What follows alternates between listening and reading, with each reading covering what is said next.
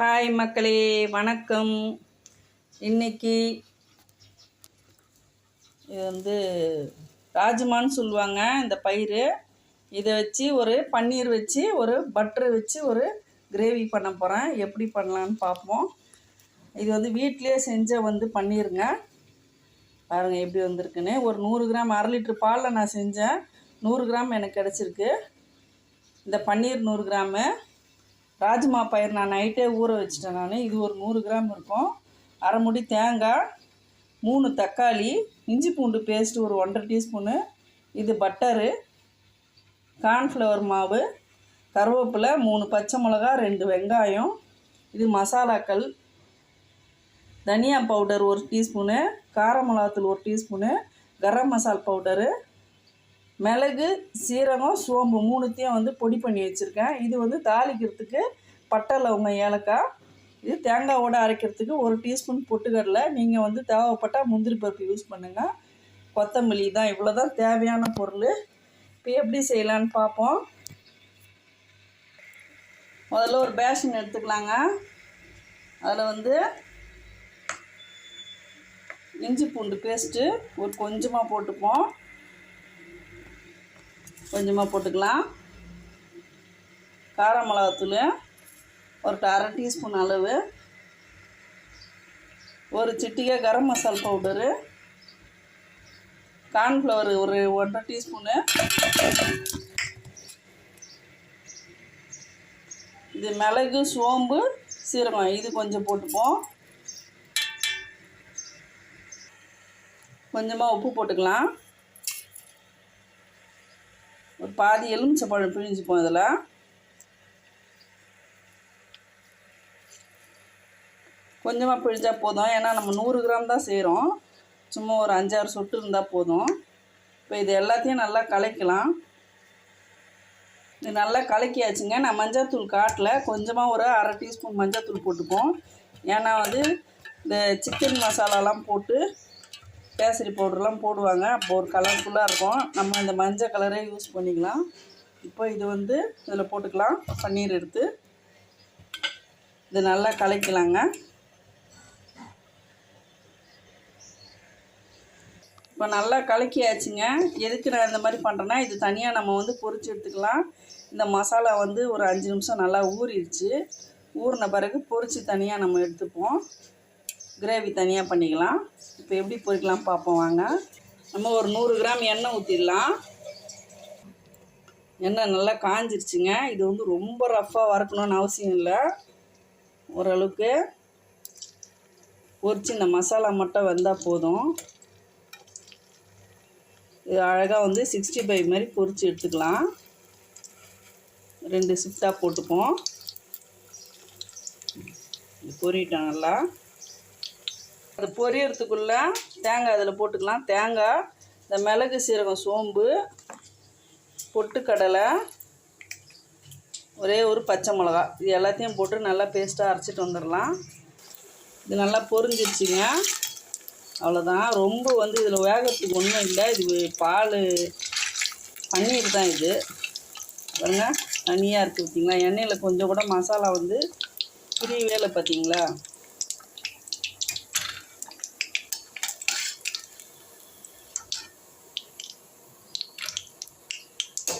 ஒன்று ஒரு ஷிஃப்ட் இருக்குது. அதையும் போட்டுப்போம்.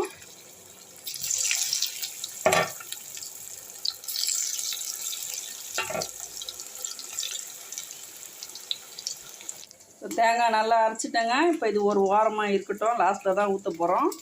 அவ்வளோதான். இது பொரிச்சு எடுத்தாச்சுங்க. அடுத்து அதே எண்ணெயில் நம்ம தாளிச்சிடலாம். இப்போ அரிஞ்சதெல்லாம் எடுத்துகிட்டு வந்துடலாம். இப்போ அதே எண்ணெயில் நம்ம பட்டர் கொஞ்சம் போட்டுக்கலாங்க. ஃபுல்லாகவே பட்டர் வேண்டாம். இது பாதி அது பாதி கொஞ்சம் போட்டுக்கலாம். நான் கொஞ்சம் ஆயில் கரண்டியில் எடுத்துட்டேன். இது எல்லாம் நல்லா மெல்ட் ஆகட்டும். இது பட்டரில் செஞ்சால் தாங்க ஃப்ளேவர் சூப்பராக இருக்கும். இந்த பட்டை, லவங்கம், ஏலக்காய் போட்டுக்கலாம். அடுத்து 2 பச்சை மிளகா, அடுத்து வெங்காயம் போட்டுக்கலாம். எல்லா வெங்காயமும் போட்டுக்குவோம். ஒரு 1/4 கிலோ வெங்காயம் இருக்கும். நமக்கு வந்து கிரேவியாக வேணும். ஏன்னா நான் சப்பாத்திக்கு செய்கிறேன். இந்த சைடிஷு ரொம்ப சூப்பராக இருக்கும். இப்போ வெங்காயம் வதங்கிறதுக்குள்ளே இந்த தேங்காய் அரைச்ச அதே ஜாரில் தக்காளியை வந்து நைஸாக அரைச்சிடலாம். இப்போ தக்காளி அரைச்சாச்சுங்க. இப்போ வெங்காயம் வதங்கிடுச்சா பார்ப்போம். நல்லா வதங்கிடுச்சு, ஓரளவுக்கு சாஃப்டாக ஆனால் போதும், ரொம்ப ப்ரௌனாக ஆகணும்னு அவசியம் இல்லை. இப்போ வந்து கருவேப்பிலை போட்டுக்கலாம். அடுத்து இஞ்சி பூண்டு பேஸ்ட்டு நம்ம பன்னீரில் ஏற்கனவே போட்டிருக்கோம், அதனால் 1 டீஸ்பூன் போதும். நல்லா வதக்கிடலாம். இஞ்சி பூண்டு நல்லா வதங்கிடுச்சுங்க, பச்சை வாசனை போயிடுச்சு. இப்போது இதில் மல்லித்தூள், கரம் மசால் பவுடரு, காரம் மிளகாத்தூள் கொஞ்சம் பார்த்துக்கோங்க, 2 டீஸ்பூன் அளவுக்கு போதும், தேவைப்பட்டால் போட்டுக்கலாம். இது வந்து வதக்கலாம். நல்லா இந்த மிளகாத்தூள் வாசனை போட்டோங்க, நல்லா எண்ணெய் பிரிஞ்சு வரட்டும். அவ்வளோதான். இது ஹீட்டாக இருக்கிறதுனால உடனே வந்து நம்மளுக்கு வந்து வதங்கிடும், ரொம்ப நேரம் ஆகாது. அவ்வளோதான், வதங்கிடுச்சு. 2 நிமிஷம்தான். இந்த தக்காளி பியூரி எடுத்து ஊற்றிக்கலாம். நல்லா வதக்கிடலாம். இது பச்சை வாசனை போகிற அளவுக்கு நல்லா வதங்கிட்டாங்க கொஞ்ச நேரம். நல்லா எண்ணெய் பிரிஞ்சிருச்சுங்க, நல்லா வதங்கிடுச்சு. தீயை குறைச்சி வச்சே வதக்குங்க. இப்போ இதில் வந்து இந்த பயிரை போட்டுடலாம். ராஜ்மா நம்ம வந்து சோயா பீன்ஸும் யூஸ் பண்ணலாம், எந்த வகையான பயிரும் போடலாம். நான் இன்றைக்கி ராஜ்மா எடுத்துருக்கேன். அதை நல்லா கலக்கி விட்டுடுவோம். தேவைப்பட்ட அளவுக்கு உப்பு போட்டுடலாம். உப்பு போட்டுடலாங்க. இப்போ இதை நல்லா கலக்கிட்டு நம்ம கடாயிலேருந்து குக்கரில் மாற்றிக்கலாம். அவ்வளோதாங்க, குக்கரில் ஊற்றியாச்சு. இப்போ இந்த தேங்காய், மிளகு, சீரகம், சோம்பு அரைச்சிருக்கோம் இல்லைங்களா, இதை வந்து ஊற்றிடலாம். ஊற்றிட்டு நல்லா கலக்கி விட்டுடலாம். இது நான் வந்து பன்னீர் செஞ்சு அந்த வடிகட்டினேன் இல்லைங்களா, பால்லேருந்து வந்த தண்ணி இது வந்து சமையலுக்கு பயன்படுத்தலாம். இப்போ இது தண்ணிக்கு பதில் நான் இதை யூஸ் பண்ணிடுறேன். தண்ணி ஊற்றிடலாம். இப்போ குக்கர் மூடிட்டு ஒரு 3 விசில் விட்ட பிறகு நம்ம ஏர் போன பிறகு பார்ப்போம் எப்படி இருக்குன்னு.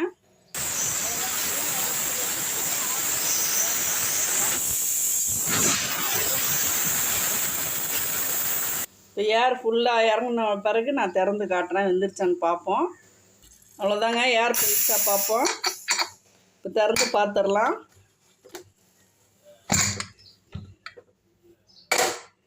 குழம்பு ரெடி ஆகிடுச்சிங்க. பயிர் வெந்துருச்சா பார்ப்போம். கறி குழம்பு மாதிரியே இருக்குதுங்க பார்க்குறதுக்கு. இப்போ வந்து இதை வந்து பொரிச்சதை வந்து இதில் போட்டுடலாம். நான் ஏன் இந்த மாதிரி பொரிச்சு போடுறேன்னா, இப்போ வந்து இந்த மசாலாவோடு இருக்குது இல்லைங்களா, ப்ளைனாக போடும்போது அதை விட இது வரணும். இது லைட்டாக வந்து ஒரு கொதி வர விடுவோம். இப்போ நம்ம லேசாக ஒரு கொதி வரட்டும். அவ்வளோதாங்க, ஒரு கொதி வந்துருச்சு. இப்போ நம்ம ஆஃப் பண்ணிடுவோம். கொத்தமல்லி போட்டு இறக்கிடலாம் ஃபுல்லாக. கண்டிப்பாக நீங்கள் வந்து ட்ரை பண்ணுங்கள். இது வந்து அப்படியே சிக்கன் குழம்பு மாதிரியே இருக்கும் குழம்பு வந்து. இப்போ நம்ம வந்து இந்த பன்னீர் வந்து பார்த்திங்கன்னா மசாலா பிடிச்ச பன்னீர். இது சாப்பிடும்போது சிக்கன் பீஸ் மாதிரியே இருக்குங்க, சாப்பிட்றதுக்கு டேஸ்ட்டு சூப்பராக இருக்கும். கம்மி செலவில் இவ்வளோ காஸ்ட்லியாக ஒரு குழம்பு இருக்கணும்னா எவ்வளோ சூப்பராக இருக்கும் பாருங்கள். இந்த வீடியோ பிடிச்சிருந்தால் லைக் பண்ணுங்கள், ஷேர் பண்ணுங்கள், சப்ஸ்கிரைப் பண்ண மறக்காதீங்க. தேங்க்யூ மக்களே.